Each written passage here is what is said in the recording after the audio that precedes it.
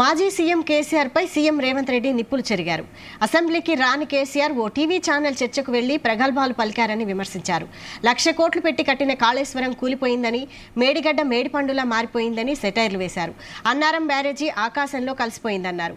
కాంగ్రెస్ కట్టిన నాగార్జున సాగర్ చెక్కు చెదరలేదని తెలిపారు. కాళేశ్వరం ప్రాజెక్టులో కేసీఆర్ 1,000 కోట్లు దోచుకున్నారని ఆరోపించారు రేవంత్ రెడ్డి. అయ్యగారికి మరి ఫామ్ హౌస్ లో వేసిన మత్తు కూడా దిగిందో లేదో నాకు తెలియదు. అసెంబ్లీకి మాత్రం రాడు. చర్చల మీద మాట్లాడతామంటే పారిపోతాడు. ఎవరినో ఒకరిని అడ్డం పెట్టుకొని అసెంబ్లీకి రాకుండా తప్పించుకున్నాడు. అసెంబ్లీ రాని దద్దమ్మలు, బడికి రాని బడి దొంగలు లాంటి వాళ్ళు అంతేనా?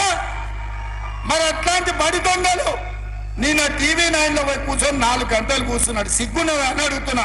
10 ఏళ్ళు ముఖ్యమంత్రి చేసిన ప్రతిపక్ష నాయకుడు అసెంబ్లీకి రాకుండా, సమస్యల మీద మాట్లాడకుండా, ప్రభుత్వానికి సలహాలు ఇవ్వకుండా, గత ప్రభుత్వంలో జరిగిన దోపిడీని ప్రశ్నించి అంగిలాగు ఊడదీస్తామని అసెంబ్లీలో మా కళ్ళలకు చూసే ధైర్యం లేక పారిపోయి టీవీ 9లో కూర్చొని నిన్న ప్రగల్భాలు మాట్లాడుతున్నాడు. ఆయన మెదడును రంగరించి ఆయన రక్తాన్ని దారబోసి కాళేశ్వరం కట్టిండంట. దద్దమ్మ, నువ్వు అట్లా కట్టినవో లేవో ఇట్లా కూలిపోయింది. ఇంతకంటే ప్రపంచంలో దివాలగాడు ఎవడని ఉంటాడా అని నేను అడుగుతున్నా. కాళేశ్వరం డిజైన్ వేసినప్పుడు తీసినవా, దిగినప్పుడు దించినవా అని నేను అడుగుతున్నా. రాపోదాం. ఇప్పుడు కూడా మా శ్రీధర్ బాబు గారి నియోజకవర్గమే మంతన్నిలోనే కాళేశ్వరం ఉంది. చిన్న కాళేశ్వరం కలిసిపోదాం.